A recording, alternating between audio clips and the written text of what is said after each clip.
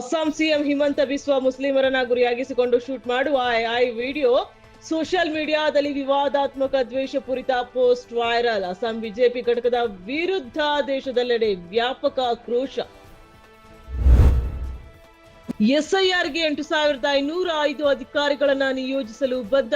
ಚುನಾವಣಾ ಆಯೋಗಕ್ಕೆ ಬಂಗಾಳ ಸರ್ಕಾರ ಹೇಳಿಕೆ. ಆಯೋಗ ಕೇಳಿದ ಎಲ್ಲವನ್ನ ರಾಜ್ಯ ಸರ್ಕಾರ ಒದಗಿಸಿದೆ. ಆಯೋಗ ಪರ ವಕೀಲರ ಆರೋಪಕ್ಕೆ ಮಮತಾ ಬ್ಯಾನರ್ಜಿ ಪ್ರತ್ಯುತ್ತರ. ಶಬರಿಮಲೆ ಚಿನ್ನ ಕಳವು ಪ್ರಕರಣ. ಚಿನ್ನ ಲೇಪನ ಹೆಸರಲ್ಲಿ ಹೊರ ಕೊಂಡೊಯ್ಯಲಾದ ಬಾಗಿಲು ಚೌಕಟ್ಟು ಪದರಗಳ ಬಗ್ಗೆ ಅನುಮಾನ. ಮೂಲ ಪದರ ಬದಲಾಯಿಸಿ ಹೊಸ ಪದರ ಅಳವಡಿಸಿರುವ ಸಾಧ್ಯತೆ. ಮುಂದುವರಿದ ತನಿಖೆ.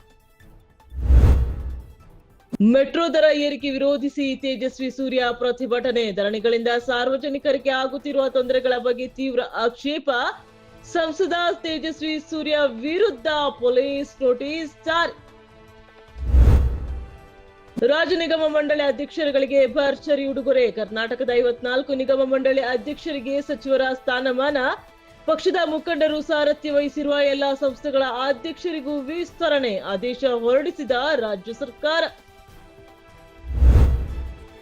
ಕೋಮುದ್ವೇಷಣ ಭಾಷಣ ಮಾಡಿ ಸೋಷಿಯಲ್ ಮೀಡಿಯಾದಲ್ಲಿ ಪ್ರಸಾರ. ಕಲ್ಲಡ್ಕ ಪ್ರಭಾಕರ ಭಟ್ ವಿರುದ್ಧ ದಾಖಲಾಗಿರುವ ಪ್ರಕರಣಕ್ಕೆ ಹೈಕೋರ್ಟ್ ತಡೆ. ಮಧ್ಯಂತರ ತಡೆಯಾಜ್ಞೆ ನೀಡಿದ ರಾಜ್ಯ ಹೈಕೋರ್ಟ್.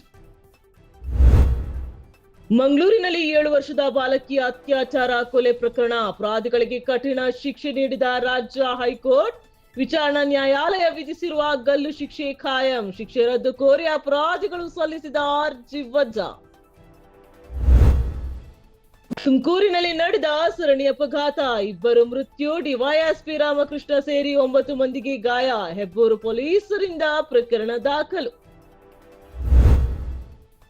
6 ಪ್ರಮುಖ ಒಪ್ಪಂದಗಳಿಗೆ ಭಾರತ ಮಲೇಷಿಯಾ ಸಹಿ. 2 ದೇಶಗಳ ನಡುವಿನ ಸಾಂಸ್ಕೃತಿಕ ಆರ್ಥಿಕ ಕಾರ್ಯತಂತ್ರದ ಸಂಬಂಧ ಗಾಢವಾಗಿಸಲು ನಿರ್ಧಾರ.